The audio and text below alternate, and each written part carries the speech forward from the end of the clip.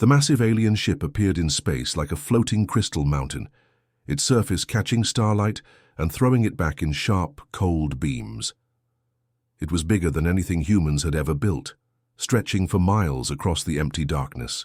Beyond Neptune. The ship didn't announce itself with fanfare or warning. One moment the space was empty. The next moment it was there, as if the universe had simply decided to place a weapon among the stars. Admiral Hyunwoo watched from the bridge of his own vessel, his dark eyes reflecting the tactical screens that showed every detail of the alien arrival. His ship was small compared to the massive crystal dreadnought, but he stood perfectly still, his hands clasped behind his back, showing no fear or surprise. He had been waiting for this day for most of his adult life. The alien message began, broadcasting immediately, cutting through every communication channel on Earth like a knife through silk. Radio stations went silent mid-song. Television programs stopped mid-sentence. Emergency frequencies crackled with the same cold, mechanical voice, speaking in dozens of languages simultaneously. "People of Earth," the voice said, each word pronounced. "With perfect accuracy but no warmth whatsoever, you have been selected for integration into the Galactic Empire. You have 72 standard hours to submit to Imperial authority. Prepare your leaders for processing. Resistance will result in complete planetary sterilization." The message repeated in Korean, then English, then Chinese, then every major language on Earth. The aliens had done their homework.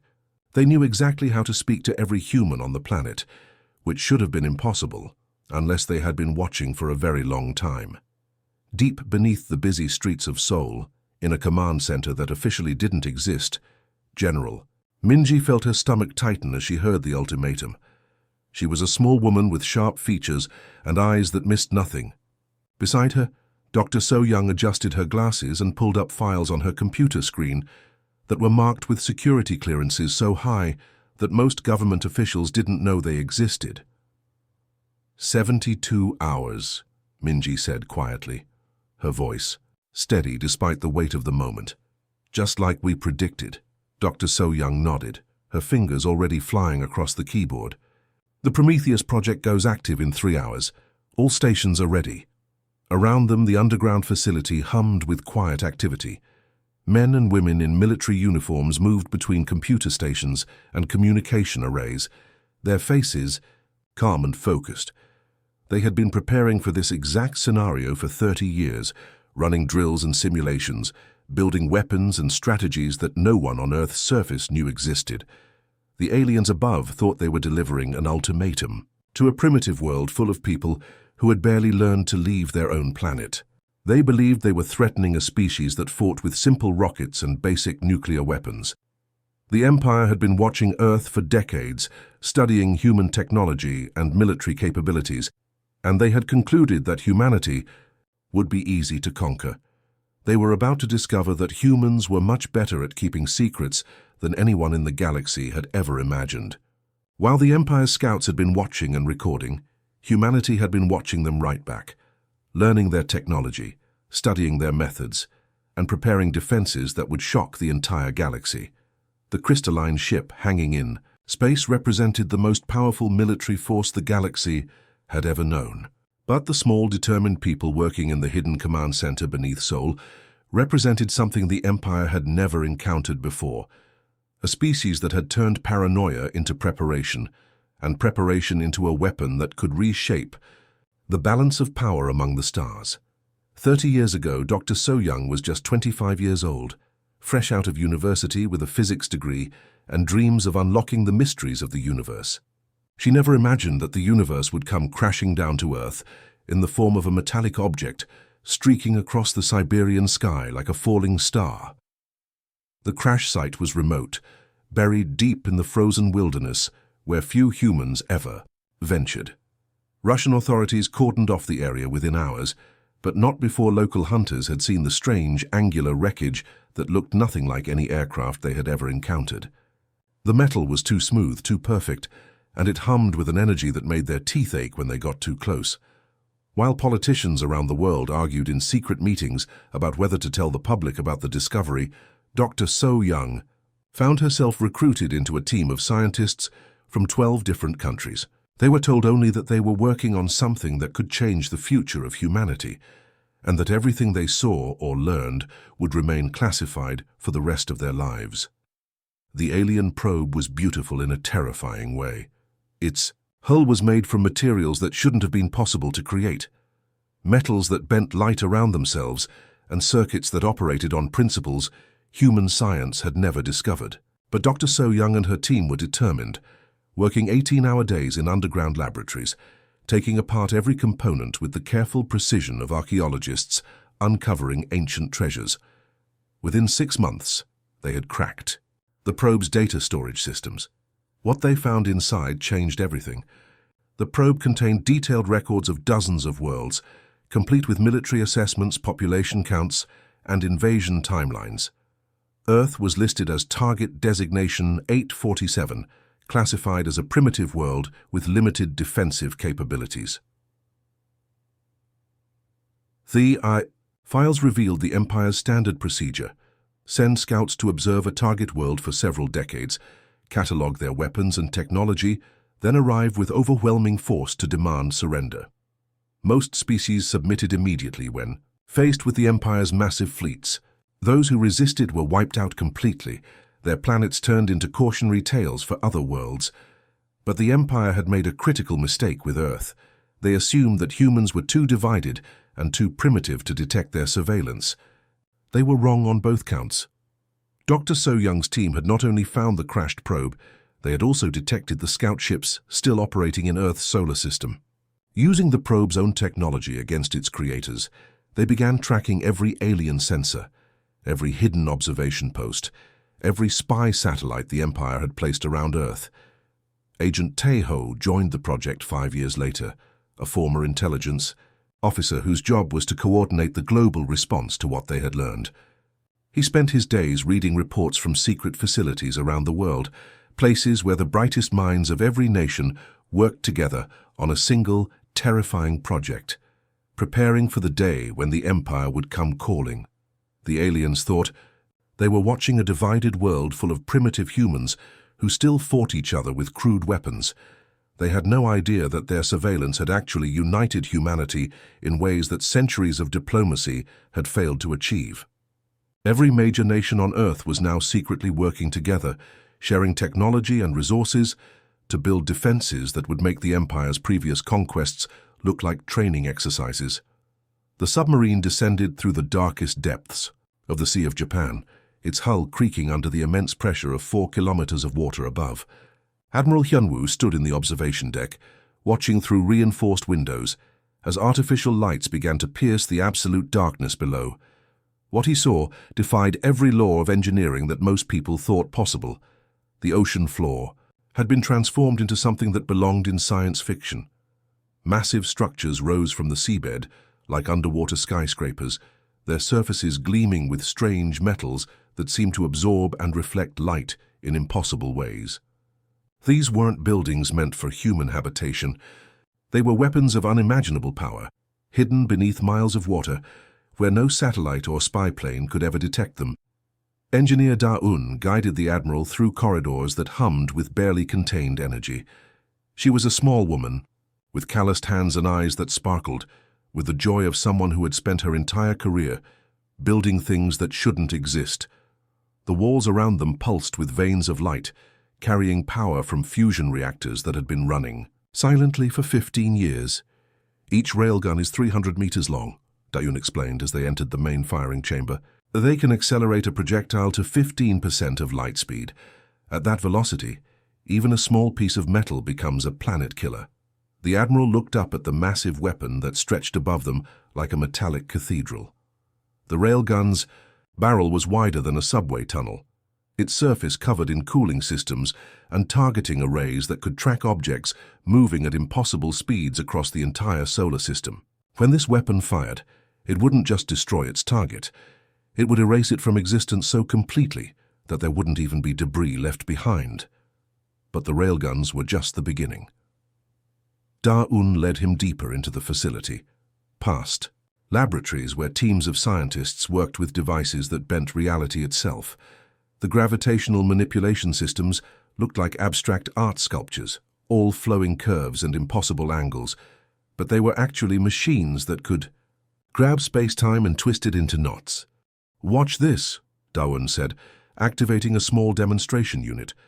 The air in front of them seemed to fold in on itself, creating a sphere of absolute nothingness that hurt to look at directly. "We can create gravity wells strong enough to trap light itself. Any ship that gets caught in one of these fields will be crushed down to the size of a marble." Similar installations existed throughout the solar system, hidden in places where no one would think to look. The moon's surface was honeycombed with weapon systems, disguised as research stations and mining operations. Mars had underground complexes that could house entire fleets of ships, all invisible to orbital scans. The asteroid belt was full of hollowed-out rocks that were actually mobile weapons platforms, waiting for the signal to reveal their true nature. Humanity had spent 30 years turning their entire solar system into the most dangerous place in the galaxy. Every planet, every moon, every significant asteroid had been turned into a potential weapon. The aliens would arrive expecting to face primitive rockets and nuclear missiles. Instead, they would encounter defenses that could rewrite the laws of physics. "Status report," Admiral Hyunwoo commanded as they returned to the main control room. Da-eun checked her displays, watching as data flowed in from hundreds of installations across the solar system. Every weapon was charged, every targeting system was active, every defensive position was ready for war. "All networks operational, Admiral," she replied with a grim smile. "We're ready to remind the galaxy why humans don't make good slaves." Captain Jin Ho sat in the pilot seat of what looked like humanity's most pathetic excuse for a spaceship. The vessel was small, barely larger than an old fighter jet, and its hull was covered in scorch marks and dents that made it appear ready for the scrapyard. Paint peeled from its sides, and several panels looked like they had been welded on by someone who had learned metalwork from watching videos online. But appearances could be deceiving, and Jinho knew that his ship was actually one of the most dangerous weapons humanity had ever built. The scars on its hull hid modifications that would have impressed the galaxy's best engineers, and the seemingly crude repairs concealed technology that most civilizations would consider impossible. Key. Massive alien dreadnought loomed ahead like a crystal mountain floating in space. Its surface was perfect and unmarked, gleaming with the confidence of a civilization that had conquered dozens of worlds without ever facing real resistance. Admiral Velnoth stood on the bridge of his flagship, surrounded by officers who had never known defeat. When Jinho's battered little ship approached and requested communication, the alien crew burst into laughter. The idea that this tiny, damaged vessel could pose any threat to their mighty dreadnought was beyond ridiculous. It was like a mouse challenging a lion. "I am Captain Jinho of Earth Defense Command," the human announced over the communication channel, his voice steady and professional. "You have entered our territory without permission. You will leave immediately." Admiral Velnoth's laughter echoed through the bridge and across the communication link. His officers joined in, their alien voices creating a chorus of amusement that filled the speakers. This primitive creature actually thought it could give orders to the Galactic Empire. "Your species will submit to Imperial authority or face complete annihilation," Velnoth declared, his voice dripping with condescension. "You have no choice in this matter. Prepare for—" His words died in his throat as every light on the bridge suddenly went out. The low hum of the ship's engines faded to silence. Gravity generators stopped working, leaving the crew floating helplessly in the darkness. Life support systems shut down, and the temperature began to drop immediately. Emergency. Lighting flickered on after several terrifying seconds, casting everything in an eerie red glow. Velnoth grabbed a handheld as his officers scrambled to understand what had happened. Every system on the most advanced warship in the Imperial fleet had simply stopped working simultaneously. Jinho's voice returned over the communication system, but now it carried an edge of cold steel that made the alien admiral's skin crawl. The human no longer sounded like a primitive creature making empty threats. He sounded like death itself. "That was us being polite," Jinho said quietly. "We disabled your weapons, your shields, your engines, and your communications with a single button press. Your ship is completely helpless right now, and your crew is only alive because we choose to let you live." Power slowly began to return to the alien vessel, systems coming back online one by one, like a patient recovering from surgery. But Velnoth knew that the humans could shut them down again just as easily. His mighty dreadnought, the pride of the Imperial fleet, had been turned into a floating piece of scrap metal by a ship that looked like it belonged in a junkyard. "How you have 24 hours to withdraw from this system," Jinho continued, his small ship already beginning to fade from their sensors. "If you're still here when that time expires, you'll discover why no species has ever successfully conquered our human world." The communication ended, leaving the alien bridge in stunned silence as Jinho's vessel disappeared into the void like a ghost. The space around Earth's solar system had been empty and peaceful for billions of years. Now it filled with ships that blotted out the stars themselves. Emperor Korthval's 7th Conquest Fleet emerged from hyperspace like a swarm of metallic locusts, their hulls reflecting the distant sun's light in cold, harsh flashes. 437 vessels of war hung in the void, each one a masterpiece of destruction that had helped crush civilizations across the galaxy. Dreadnoughts the size of cities floated alongside sleek destroyers and massive carrier ships that could launch thousands of fighters. The smallest ship in the fleet was larger than anything humans had ever admitted to building. Emperor Korthval stood on the bridge of his flagship, the Eternal Conquest, looking out at the small blue planet that had dared to threaten his empire. He was an ancient being who had personally overseen the subjugation of 37 worlds, and each conquest had followed the same predictable pattern. The primitive species would see his fleet, realize they were hopelessly outmatched, and surrender.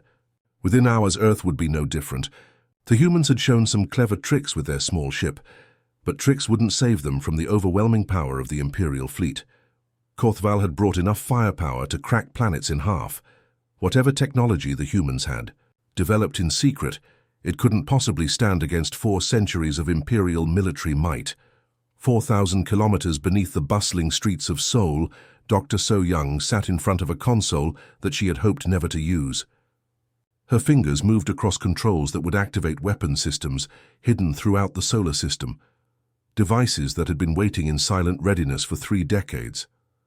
Around her, the command center hummed with quiet efficiency. Men and women from every nation on Earth worked side by side, their old political differences forgotten in the face of a threat that could erase their entire species. They had trained for this moment, dreamed about it, and feared it in equal measure. "Prometheus Protocol is now active," Dr. So-Young announced, her voice carrying across the facility. "All hidden installations are coming online."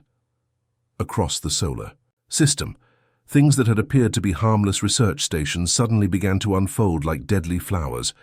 Mining operations on distant asteroids revealed themselves to be weapons platforms that had been disguised for decades. Communication arrays that had been sending peaceful signals into space showed their true nature as targeting systems for weapons that could reach across impossible distances. Commander Ye Jin monitored the activation sequence from her station, watching as hundreds of defensive positions reported their readiness. Each installation had been carefully hidden, disguised as something innocent and unremarkable. The aliens had been watching Earth for decades, but they had been looking at shadows and missing the substance. "Defensive networks fully operational," she reported, her voice steady despite the magnitude of what they were about to attempt. "All platforms armed and ready. We have targeting solutions on every ship in their fleet." Admiral Hyunwoo stood behind them, looking at displays that showed the true scope of humanity's preparations. The solar system had been turned into the largest fortress in galactic history, and the aliens had walked directly into the trap. "Show them what humans do to uninvited guests," he said quietly. The Emperor's fleet hung in space, confident in their overwhelming superiority, completely unaware that they were already surrounded by weapons that could turn their mighty ships into expanding clouds of superheated gas.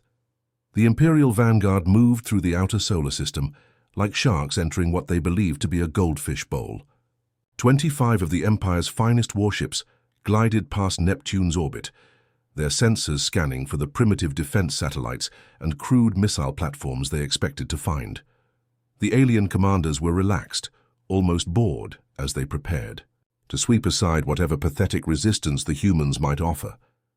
Commander Thekvar led the advance force from his battlecruiser, confident that this would be the easiest conquest of his long career. His ships had crushed the defenses of worlds that had been building weapons for thousands of years. Earth had barely managed to put a few crude rockets into space within living memory. This wouldn't even qualify as a real battle. The first sign that something was wrong came when his sensors detected unusual readings from what appeared to be a cluster of ordinary asteroids. The rocks were floating in space exactly where asteroids should be, following predictable orbits that looked completely natural. But there was something odd about their energy signatures, something that didn't quite match what dead chunks of stone should produce. Before Thekvar could order a closer investigation, the asteroids began to move. What had appeared to be lifeless. Rocks suddenly blazed with power signatures that made his instruments scream warnings. The asteroids unfolded like mechanical flowers, revealing themselves to be massive weapons platforms that had been disguised so perfectly that even close-range scans couldn't detect them. Hundreds of them filled the space around his fleet. Emerging from hiding places throughout the asteroid belt, Captain Sujin monitored the activation sequence from her command post on Luna, watching as the Cerberus Protocol brought humanity's first line of defense online. She had spent 15 years designing these platforms, turning chunks of real asteroids into mobile weapon systems that could fool any scanner in the galaxy. Now she would finally see if her work had been worth the decades of preparation. Thus, plasma lances fired first, beams of energy so focused and intense that they could slice through the crust of a planet like a hot knife through butter. The alien shields, designed to stop conventional weapons, offered no protection at all against technology that operated on principles the Empire had never encountered.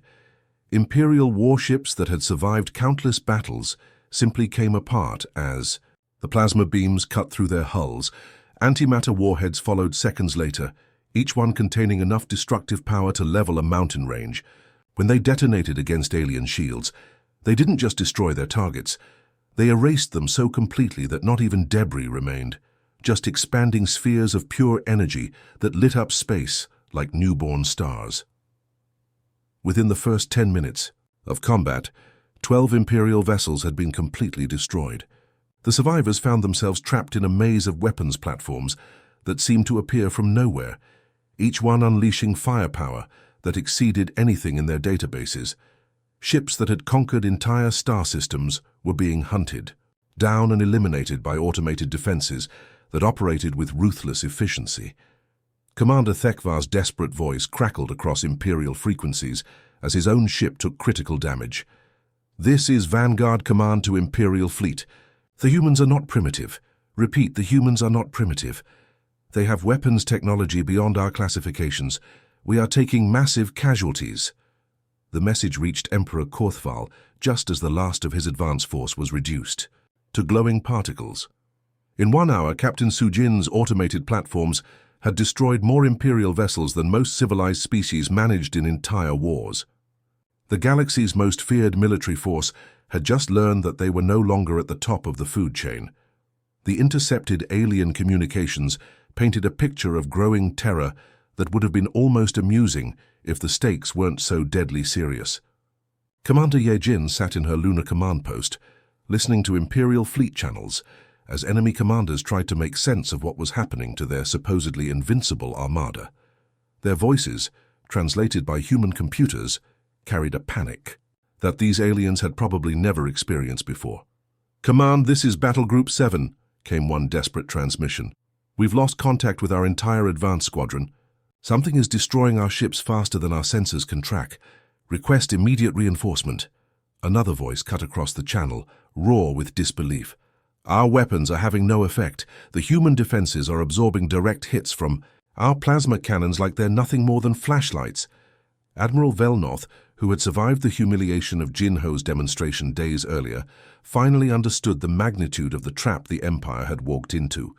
He stood on the bridge of his damaged dreadnought, watching tactical displays that showed Imperial formations being systematically hunted down and destroyed throughout the solar system. "They've been watching us," he said quietly to his tactical officer. For decades they've been watching us study them, letting us believe we understood their capabilities. They fed us false information, showed us only what they wanted us to see. The realization hit him like a physical blow. Every scout report, every surveillance recording, every piece of intelligence the Empire had gathered about Earth had been carefully controlled by the humans themselves. They had performed an elaborate act, pretending to be a primitive species while secretly building defenses that made Imperial technology look like stone tools. From her position on Luna, Commander, Ye Jin coordinated a defense strategy that revealed the true nature of human military thinking. Other species in the galaxy fought wars to achieve specific objectives, to capture territory or resources, or to force their enemies to surrender. Humans approached warfare from a completely different perspective. Target the command vessels first, she ordered her weapons operators. Cut off their coordination, then systematically eliminate every ship in each formation. No survivors, no escapees, no one left to report our capabilities back to the Empire. The human doctrine was becoming clear to any alien commander smart enough to recognize it. Humans didn't fight to win battles or achieve temporary victories. They fought to ensure that their enemies would never be able to threaten them again. Every Imperial ship that entered the solar system was marked for complete destruction, not capture or surrender. Wave after wave of alien reinforcements met the same fate. The Empire's tactical computers, loaded with data from 1,000 conquered worlds, had no reference point for the technology they were facing. Gravitational weapons that could crush ships like tin cans, energy barriers that absorbed the most, powerful Imperial weapons without even flickering, and targeting systems that could track and destroy multiple targets simultaneously across impossible distances. What terrified the surviving Imperial commanders most was the efficiency of it all. The humans weren't fighting with desperate courage or brilliant tactics. They were simply processing the invasion force like a factory processes raw materials, turning Imperial warships into debris with mechanical precision. Emperor Korthval received reports from across the solar system, each one telling the same story. His 7th conquest fleet, which had subjugated 37 worlds without significant resistance, was being systematically annihilated by a species that had supposedly discovered fire only yesterday in galactic terms. The Empire faced not just military defeat, but the complete destruction of their invasion force. And somewhere in the depths of space, human computers were already calculating targeting solutions for the next wave of alien ships that would foolishly venture into humanity's domain. Emperor Korthval watched his mighty fleet being torn apart and made a decision born of desperation and fury. If his forces couldn't break through humanity's outer defenses, he would gamble everything on a direct assault against Earth itself. His personal guard, 50 of the most advanced dreadnoughts in the Imperial arsenal, broke formation and raced toward the blue-green planet at the heart of the solar system. These weren't ordinary warships. Each dreadnought had been crafted by the Empire's finest engineers, their hulls forged from metals that could withstand the heat of dying stars. They carried weapons that had cracked moons in half and shields that had never been penetrated in. 4 centuries of conquest. If anything could break through humanity's defenses, it would be these vessels. The Emperor stood on the bridge of his flagship, watching Earth grow larger on the main screen. He had conquered worlds across the galaxy, and this primitive planet would not be the one to end his reign. Whatever tricks the humans had developed, they couldn't possibly stand against the concentrated fury of his personal fleet. But Dr. So-Young had been waiting for this exact moment. Deep in her command bunker beneath Seoul, she activated a transmission system that had been prepared for 30 years. As the Imperial dreadnoughts approached Earth's orbit, every communication channel in the alien fleet suddenly filled with something they had never expected to receive. A history lesson. The transmission began with images from humanity's ancient past. Cave paintings showing early humans hunting massive beasts with nothing but stone tools and determination. Sculptures depicting warriors from civilizations that had risen and fallen thousands of years before the Empire had even discovered space travel. The aliens watched, confused at first, as the broadcast showed them armies clashing with bronze swords and wooden shields. But the lesson continued, moving forward through time with relentless purpose. Roman legions marching across continents, conquering enemies through discipline and tactical brilliance. Medieval knights charging into battle despite knowing they might die. The images showed humans fighting not just for survival, but for ideas, for freedom, for the right to determine their own destiny. The broadcast accelerated, showing the industrial wars that had consumed entire continents. Millions of humans throwing themselves into conflicts that lasted for years, developing new weapons and strategies even as their cities burned around them. The aliens saw footage of battles fought in trenches filled with poison gas, of aerial combat that turned the sky itself into a battlefield, of naval engagements that covered entire oceans. Then came the nuclear age, and the Imperial commanders fell silent as they watched humans split atoms and harness the power of stars. But even that wasn't the end of the lesson. The broadcast showed them space battles fought between human factions, conflicts that had raged across the solar system as different groups fought for control of planets and asteroids. "You don't understand what you've done," Dr. So-Young's voice accompanied the images, her words translated into every language the Empire used. "You think you've attacked a primitive species. You've actually awakened something that has spent its entire evolutionary history perfecting the art of war." Captain Jin-Ho chose that moment to reveal humanity's final surprise. From hidden bases scattered throughout the inner solar system, human warships began to emerge like predators rising from the depths.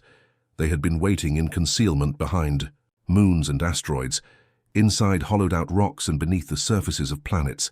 The Emperor's elite dreadnoughts suddenly found themselves surrounded by enemies who had turned warfare into an art form, a science, and a philosophy all at once.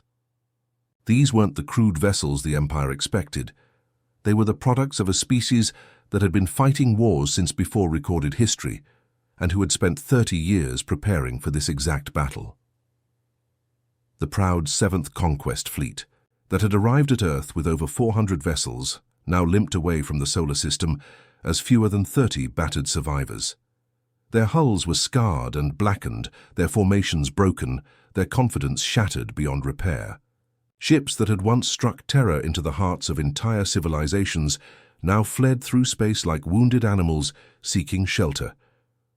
Emperor Korthval sat in the ruins of his flagship's bridge, surrounded by emergency lighting and the acrid smell of burned electronics. Half his crew was dead, and the other half moved like ghosts through corridors filled with debris. The mighty dreadnought that had been the pride of the Imperial fleet was now held together by emergency patches and desperate prayers, but Admiral Hyunwoo had no intention of letting the survivors simply escape to lick their wounds and plan another attack. As the Imperial remnants reached the edge of the solar system, human pursuit fleets emerged from hyperspace around them like hunters surrounding wounded prey. These weren't the defensive platforms and hidden weapons that had destroyed the invasion force. These were proper warships, sleek and deadly vessels that had been built in secret shipyards throughout the outer planets. Each ship incorporated 30 years of stolen Imperial technology, improved and perfected by human engineering, and powered by innovations that the Empire had never dreamed possible. The surviving Imperial commanders found themselves faced with a choice that no member of their species had ever confronted before: surrender or face complete annihilation. Some chose to fight, their remaining weapons flashing uselessly against human shields that absorbed the energy and redirected it back at their attackers. Others powered down their weapons and prepared for capture, hoping that humans might show more mercy than the Empire had ever offered its enemies. Admiral Hyunwoo stood on the bridge of his flagship, watching as the last Imperial resistance crumbled. But this wasn't just about defeating an invasion force. This was about sending a message that would reshape the balance of power in the galaxy. "Open channels to all Imperial frequencies," he commanded his communications officer. "Maximum broadcast strength. I want every alien in the Empire to hear this." The transmission cut through Imperial space like a sword through silk, reaching every planet, every space station, every ship that bore the Empire's flag. From the core worlds where the ruling council met in their crystal palaces to the frontier, colonies where Imperial settlers had built new lives, every alien citizen heard the same message delivered in their own language. "This is Admiral Hyunwoo of the Human Defense Force." His voice carried across the void with the weight of absolute authority. "Your invasion of Earth has failed completely. Your 7th Conquest Fleet has been destroyed. Your Emperor's personal guard has been captured or eliminated. The age of easy Imperial conquest is over." The message continued, each word carefully chosen to maximum impact on civilizations that had grown comfortable with their position as the galaxy's dominant power. Earth is no longer hiding behind defensive positions. We are expanding into galactic space, and we have learned everything your surveillance taught us about galactic politics, military strategy, and the locations of your most important installations. Across the Empire, alien leaders felt a chill that had nothing to do with the temperature of their meeting rooms. The humans weren't just defending themselves, they were announcing their intention to become an active player in galactic affairs, backed by military technology that had just proven itself superior to anything the Empire possessed. "You spent decades watching us, believing we were primitive and weak," Admiral Hyunwoo concluded. "You were wrong. We are humanity, and we are coming." The galaxy's new apex predator was no longer content to remain hidden in a single solar system. They were bringing 3 decades of suppressed military innovation, combined with a species-wide understanding of warfare that had been forged in the crucible of planetary conflict. The Empire had awakened something they could not defeat, could not negotiate with, and could not ignore. The age of human expansion had begun,